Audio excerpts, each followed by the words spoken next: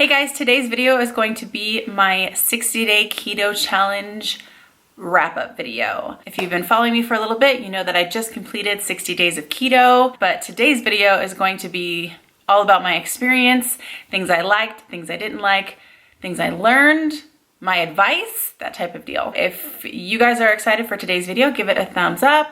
Don't forget to subscribe to my channel and let's get right into it. Okay, so my husband and I just got back from the Bahamas, which was amazing. We had such a good time. It was just he and I that went.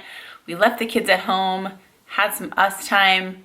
It was fantastic. Now it's like, whew, 1,000 miles an hour till the end of the year. So overall, I think I did an excellent job on this 60-day keto challenge. I stuck to the eating style really well, and I wasn't really tempted too much to veer off of it, and I didn't, so way to go me. But here are some things that I learned over the last 60 days and some of these things I might have known before, I just needed to be reminded of. Some of these things are brand new to me. So take what I'm saying as this is just my experience and what I learned from this. It could be different for you or someone else. When you transition from a standard American diet to a keto diet, there's almost always an alternative for that American food that's keto friendly. Sugar is a great example of that. Flour is another great example of that. There's all these things that you really can modify to stick with your keto lifestyle. And I think too, once you start eating this way and your taste buds adjust, you want to taste the actual food, not the sugar or salt or stuff that they put in to cover up the taste of the food. If that makes sense. Another thing I learned during this last 60 days is that you don't have to track everything. I think what deters a lot of people from starting this lifestyle is that they're wrapped up in the idea that they have to get an app to like track all your macros and your fats. I mean, like it can be really overwhelming really quick if you obsess about making sure that you're tracking everything. To start out right away, it's already overwhelming because you're taking a way of eating that you've eaten for years and you're flipping it on its head and trying to learn this whole new way of eating and foods that are acceptable and things like that. And so now we already have a problem, and then you add tracking things, figuring out your macros, making sure you're meeting your macros. You want to weigh yourself, you want to do all these things, and it can be really, really overwhelming at one time. So my advice is if you're starting this lifestyle, don't track anything for like at least 30 days. Just get used to the eating style before you flip out about adjusting your macros and things like that. Everyone's gonna have their opinion on this, and that's fine, but this is, for me, my recommendation because you're more likely to stick to it if it's an easier transition. And so not obsessing about tracking everything is going to be easier. Just focus on eating keto foods and how you feel, and then worry about tracking later on. When I first started keto, one of the things that drew me to it was that I could actually sleep at night. My body wanted to sleep at night. And if you've been following me for a while, you know that I have trouble sleeping. So that was very, very attractive to me. But this time during my 60 days, my energy would come in spurts. There were some times when I just had like so much energy. I wanted to clean the house. I wanted to do errands. I wanted to do all this. And then there was always those walls that I hit where it was just like, I can't even blink. I don't know if my body's just adjusting or what, but that was different this time. Also, and I think this kind of goes without saying, but I don't know why I just needed to be reminded of this, but sleep affects everything. If I don't get enough sleep, I forget things. In one of my videos, I was doing a fast. I was trying to fast for the week certain times and whatnot, and I didn't get enough sleep one night when my daughter was sick, and I woke up the next morning, just went through my routine as normal, drank my bulletproof coffee, and like blew the whole fast. So like your mind just doesn't work properly when you don't get enough sleep. And this is probably an emotional thing, but if I don't get enough sleep, I'm like hungrier. I don't know why that is. And I don't know if it's just like because you want to feel full to like feel whole so that you can sleep. I'm not sure how my body processes that, but that was just very new to me this time, and very weird.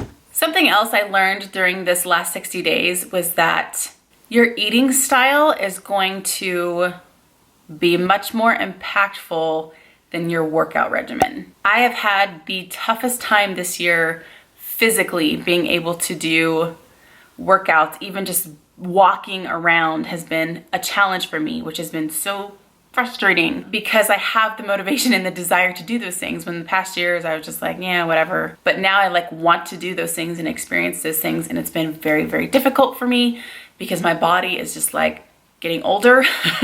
So I have a lot of physical issues that I didn't have before. That being said, I had to remember, and my best friend reminded me about this, was that you can't out-train a good diet. For me, that needed to be the main focus of this change. I needed to focus on what I was eating, not so much what I was putting out exercise-wise, because my body was just telling me no. And so I got really discouraged that I just couldn't do it when that's not really true. So if you're in a place right now where you have some sort of physical ailment, or you just can't exercise for whatever reason, don't be discouraged. You can still do keto and have great success with it, even if you don't exercise.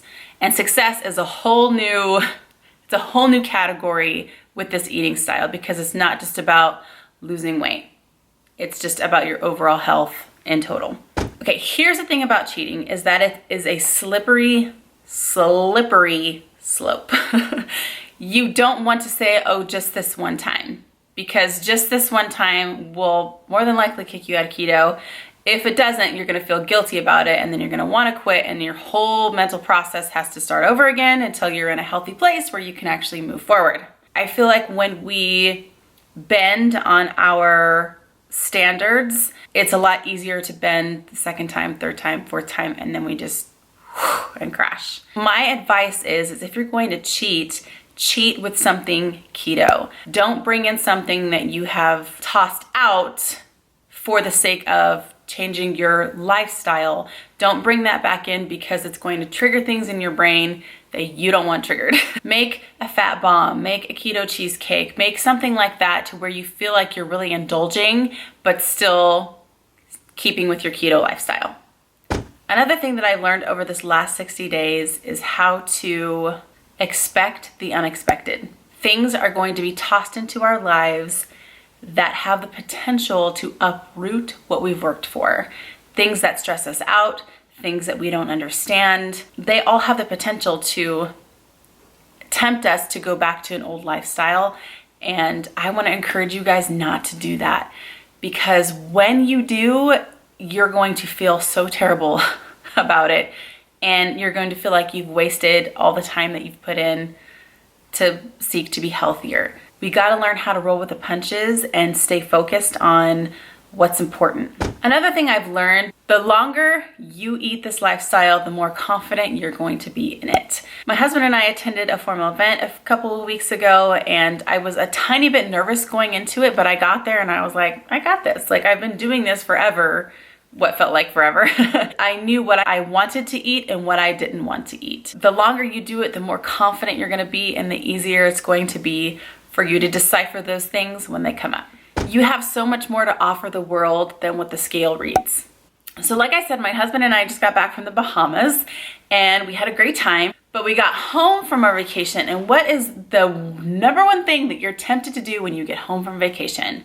If you've been eating a certain way, trying to change your lifestyle, and you go on vacation and you automatically want to weigh yourself, right? Like, that's what we want to do. How much damage did I do in the Bahamas? And the truth of the matter is, guys, is that I really didn't want to weigh myself, because again, I didn't want to get into that mental space where I was going to let the scale tell me whether I was good or bad.